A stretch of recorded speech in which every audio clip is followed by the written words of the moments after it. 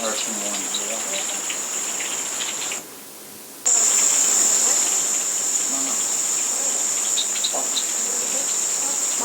Probably. I mean, we would never. You just pick out the smaller guys in flight, and then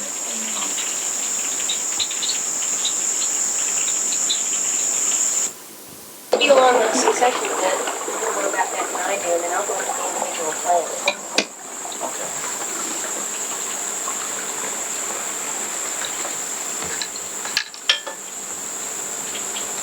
I love the way the tide. Yeah, no, I'm not too sure, really. I don't think so, John. No, it isn't either. It's some other kind of grass. Some kind of grass. We'll just omit that one. Result of years and years of siltation in the river. At one time, this part of the river was deep enough, something in the order of 50 or 60 feet, to accommodate huge 120-foot tobacco steamers to transit all the way to Upper Marlboro via the western branch, or way up beyond what today is the Route 4 bridges.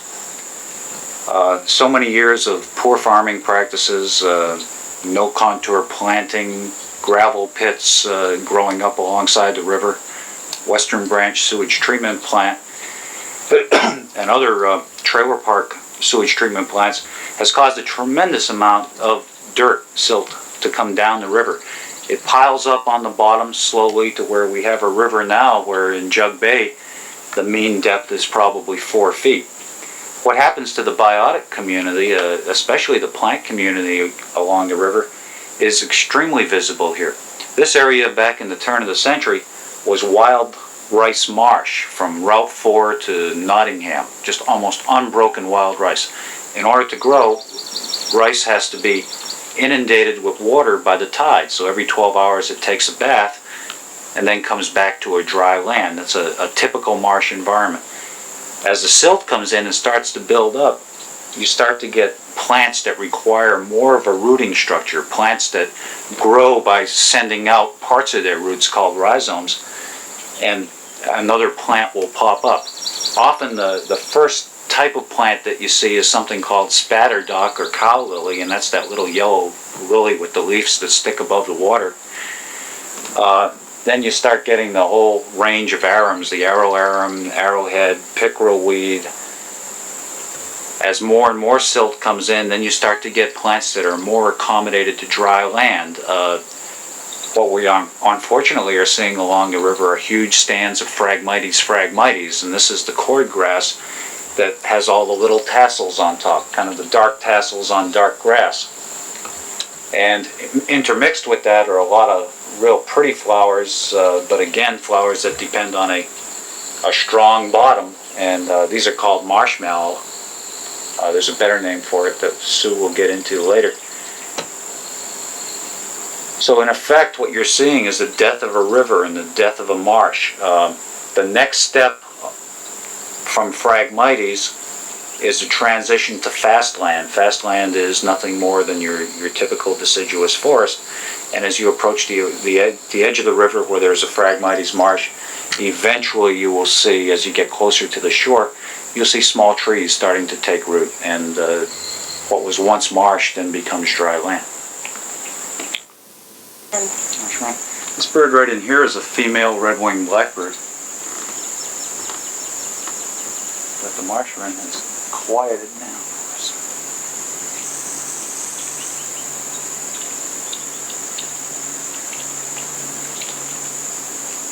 There's a single bird sitting almost straight aft of us in the Phragmites.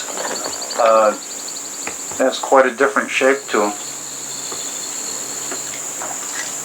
It's like a kingbird. Yeah, that's an eastern kingbird. It's a flycatcher that tends to live high up in the trees. A very pretty bird. That's a juvenile ring-billed gull. Probably in its second year. And, one of the more common, winter, we tend towards the gull that has that beautiful black back and wings, and that's the greater blackback gull. In the summer, we get a visitor that's also common on the beaches. He has a black mantle or head, and he's a laughing gull. We also get a few terns that come up and down the river.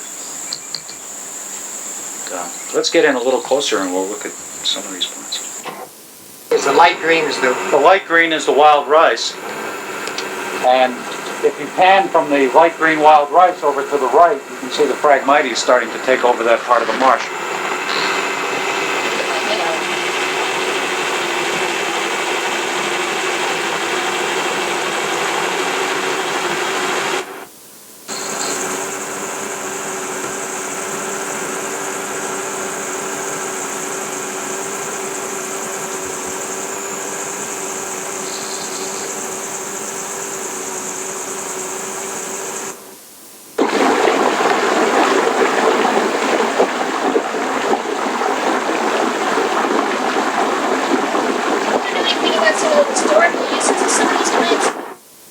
Here is called spatterdock, or yellow cow lily, and it's one of the first plants you'll see closest to the water. It has a nice little yellow flower, which later turns into a seed pod, from which the Indians used to extract the seeds and cook them over a hot fire where they would pop, much like popcorn. It was a highly staple food for them. It also has a thick yellow rootstock, which the Indians used to collect and eat as a starch, much like potato. They would derive the starch from it. They could make a flour from it, and they could eat it like potatoes. And the next plant you see, light green, is wild rice. This is kind of a short stand of it. It's usually much taller than that. It reaches heights up to 10 feet. It's just finished flowering. It's beginning to take seed. Pretty soon it'll be a darker brown color. Lots of heavy seeds on it, which the birds just love. The birds consume a great deal of it. It was, of course, an important crop to the Indians and was quite a predominant plant in these marshes. They used to paddle through with boats and knock the grains of rice off the stalks and into the bottoms of their canoe. And then they had to take it back and dry it and winnow the chaff away from it, which is a big job, but well worth it. Then in the background is the Phragmites. That's the tallest plant you have there, dark green with the large inflorescence. That plant is a real pest to the marsh. It takes over, chokes out all these other plants. It spreads through rhizomes, which are underground rootlets, as well as through the seeds. It offers absolutely no value to wildlife. Nothing likes to eat it. Not much likes to nest in it. It's really a pretty useless plant. The white and pink flowering plants back there are called marsh mallows. It's a form of hibiscus, which is a southern plant. Somehow it's made its way up here. The white ones are crimson-eyed mallow. They have a beautiful red center. And the pinkish ones are called rose mallow or swamp mallow. Now these are the plant that the original marshmallow is derived from, the sticky white substance that we know today. That substance is derived from the rootstock. After it's been boiled down for a long time, then it produces this sticky white. You have to add a lot of sugar to it to make it palatable, but that is the original marshmallow hibiscus. It produces a nifty seed structure, which we'll look at a little closer later on. It's a broad-leafed plant. We could get all three of them close. Well, eventually we will. There's three plants you can get confused. There's arum, arrowhead, and pickleweed. And I want to take a good close look at each one of them and show you the difference between them. That's arum? That's arum. But there's better. There are all kinds of stuff in there. The narrow-leafed cattail. The polygonums. There's some terrathome. You want me to stick the nose in there? Yeah, any old time. Not here, though. Maybe like right up in here. There'll be some areas ahead that we can do that. There's some Swim after. Want to go in a little further? Duck swimming? Yeah, see, it just took off. Missed them. Yeah. Oh, there must be some in here? Something's Because I see moving right something in in the there. spatter dock is moving.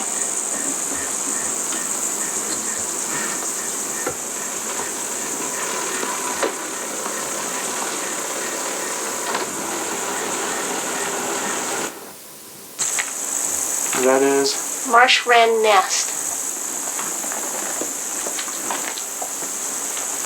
I'm going to show you a picture of the marsh wren. We'll see a whole bunch. That's a marsh wren. It's about a 5-inch long bird. Has a very nice white eye stripe, a little white barring on the back, very light underneath. And like all wrens, he sticks his tail up in the air. That's one of the most common birds, certainly the most common wren in the marshes around here. And the nest we were just looking at belongs to this particular bird. A little bit rarer is something called a sedge wren. And just this summer, summer of '84, about 5 miles downriver from where we are now, Sue and I found 4 of these guys singing on territory. So they are probably on the river, but not very populous.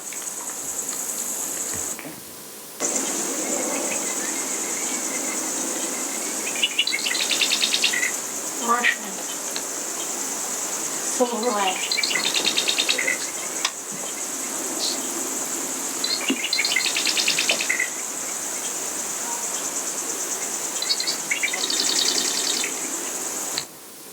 What we're looking at is a tree that's on the Merkel property, and the very top of that tree is an osprey nest. A young pair of birds started that nest last year. They originally started building on the peregrine falcon hacking tower, and I would guess that raccoons started to climb that tower and scared the birds into a safer location in the top of that tree. This is the second year for the pair, and this year they produced young. It's kind of interesting because this is one of the few pairs of osprey on the Patuxent River that nest over land. Patuxent ospreys are imprinted as youngsters to nest over water for protection. Anytime they nest over land, of course, then the predators have free reign and a very easy access to the eggs and to the young birds in the nest. Over water, they nest on platforms that people will put in, on the ends of docks, up on channel markers and the like. If you pan just a little bit to the left, there's a copse of trees there, and to the far left of that stand, you'll pick up actually dead astern of us, there are some pine trees. It was kind of exciting this winter, as we were doing the Christmas bird count just shortly after Christmas Day 1983. We came down here and found 2 bald eagles nesting in one of those trees. They were just building the nest. That was the 3rd nesting pair of bald eagles in Prince George's County in as many years. I think what happened was that there had been a nest in Calvert County on Hall Creek. One of the birds died, and I think the other bird remated and moved upstream and started this nest. This nest was unsuccessful this year. They didn't raise any young.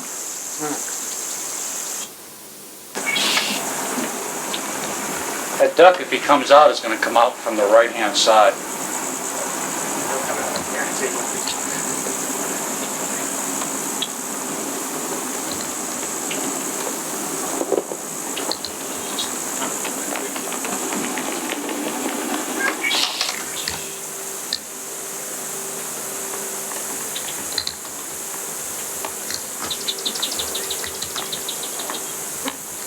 Where is it?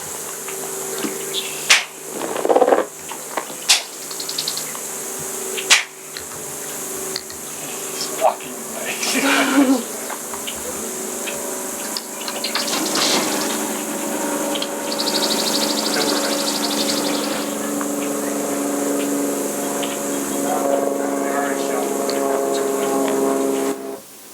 Okay, in the foreground here we have arrow arum, one of the arrowhead-shaped leafed plants, broad-leafed aquatic plant, which is often confused with arrowhead back there in the distance, and another arrow-shaped leaf called pickerel weed, which we'll look at a little bit closer when we find some. What we'll do is get a leaf of each of these three plants and do a close-up of them and get a good look at the difference. This arum grows in a clump, as you can see. The arrowhead is a little bit more spread out. Got off in the distance is the narrow-leafed cattail. There's two kinds of cattail, narrow-leafed and broad-leafed. In a salt water marsh such as this one, you get the narrow-leafed. Further upland is where you get the broad-leafed. This plant that we're looking at here is called burrweed. It's the one with the bristly pod that you see here that John's pointing out. It has an interesting stem, which isn't really very visible here, but it's kind of zigzaggedy. Goes up for a ways, hits a burr, and then takes off in another direction, hits another burr, takes off in another one. Burrweed is a very important crop for aquatics, birds and animals. Get a close-up here of wild rice, the inflorescence or flowering structure of the plant. It's already finished flowering and pollinated itself and is beginning to build up its seed structure, which will turn into the grain so much favored by waterfowl and humans.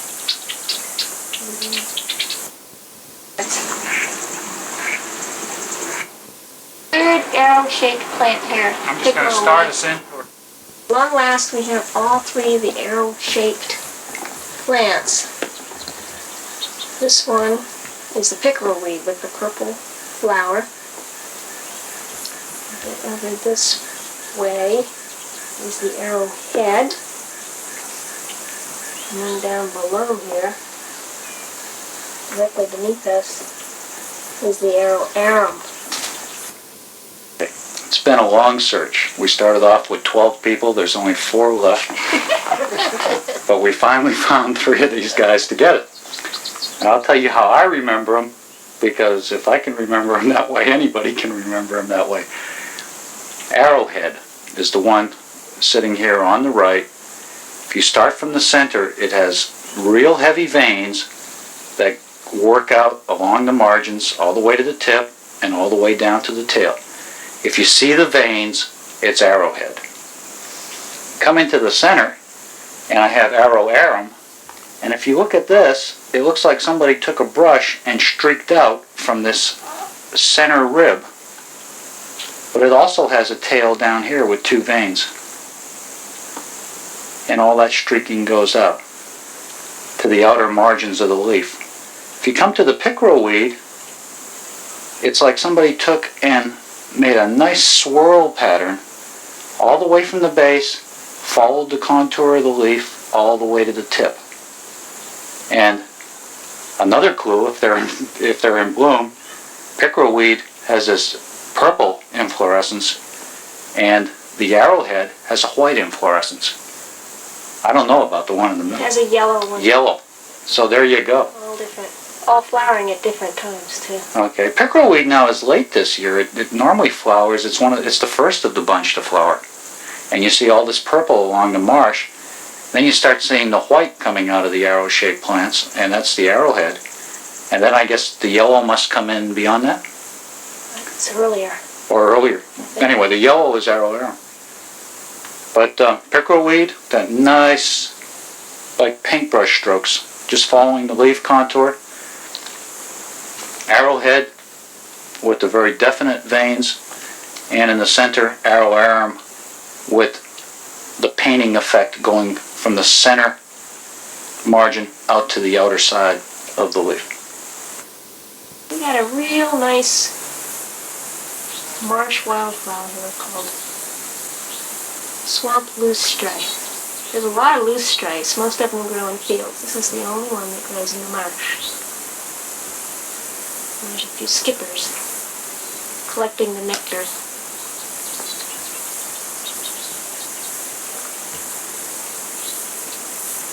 I'm trying to get close to this mallow here. I'd like to get the center of it, but I can't do that without leaning way over and falling off. Big flower right in front of us is one of the many members of the polygonum family, or smartweed. It comes in many colors. Most of it is pink. It's the first time I've ever seen this white species.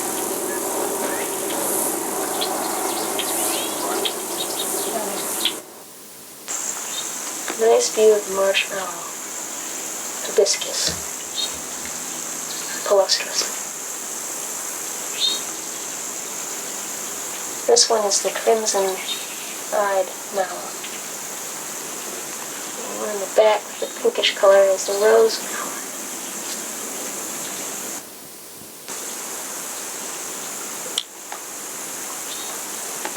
Are you shooting?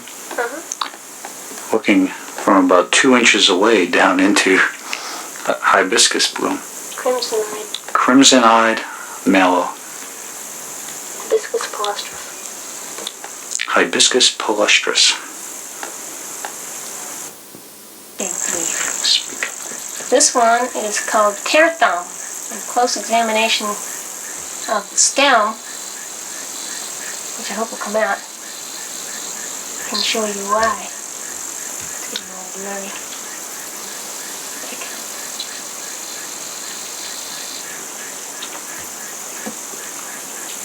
Beginning to flower. Tear thumb. Lots of little stickers on the stem.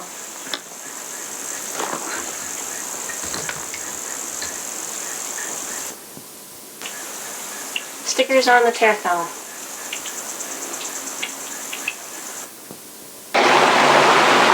Yeah, 'cause I don't really see it now.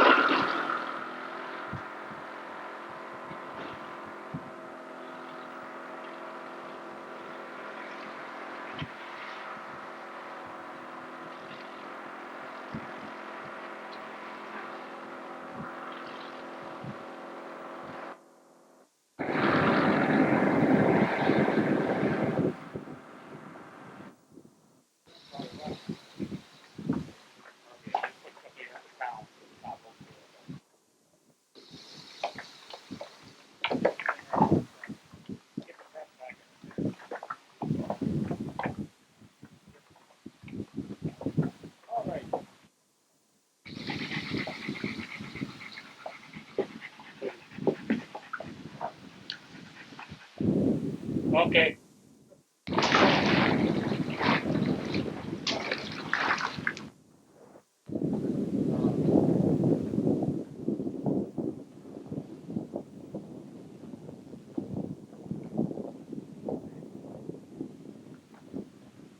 One time I did it.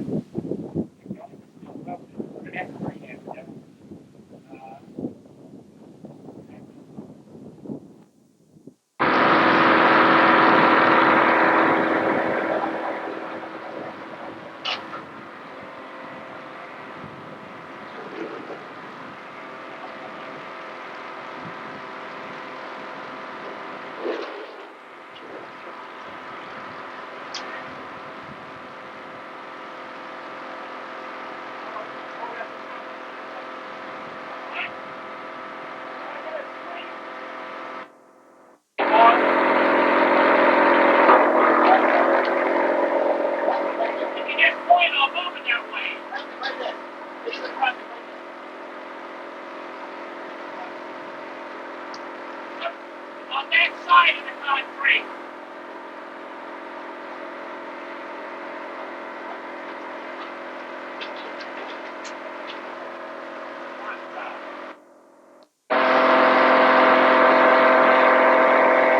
Okay, come on down.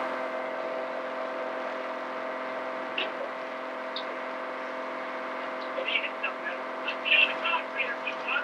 Yeah, that's good. Don't throw the concrete down there. Hold up, hold up. Get the arm on the concrete. Yeah. Okay, now how far? You're right outside of it. Okay.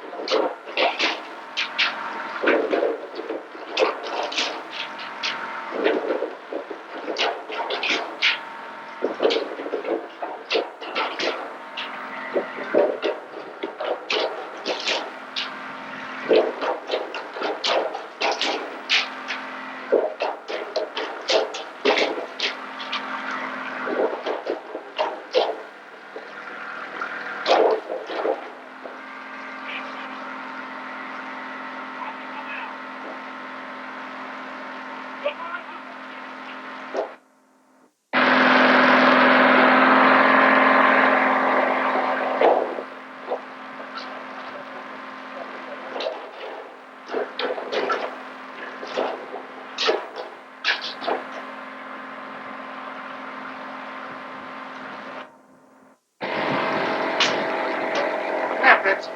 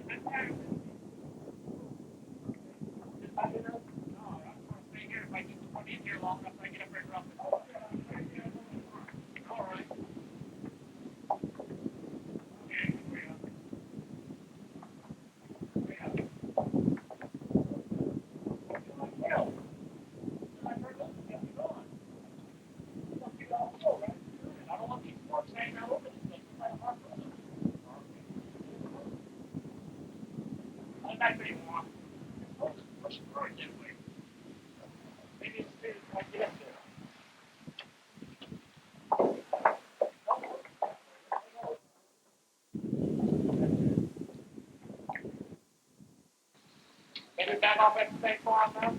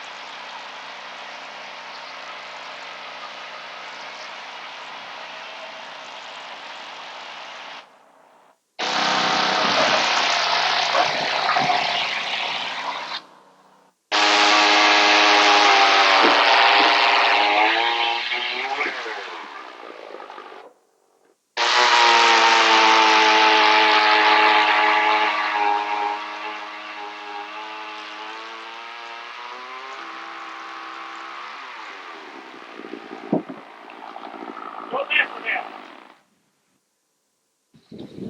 That's a beta machine? This is VHS. Okay. You got a beta? Yeah, I have a beta. What's the most common? I think you run around. You get movies for either one. And yeah. Yeah. I think the beta's a better quality. But at the time I bought this camera, this was the best camera that I could. Fritzy? What's your name, Fritz? Huh?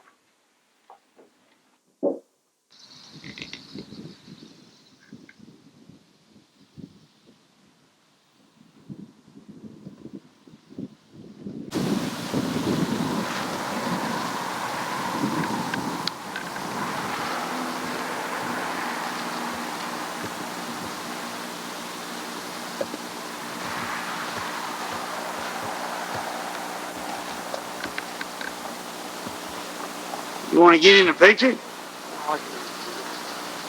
This really isn't a very good place to take the picture. I'll tell you what, when we get back, we'll keep it on the taxi strip and take it this way with the trees in the background. It'd be a lot better. Okay. But right now we got too much stuff all over.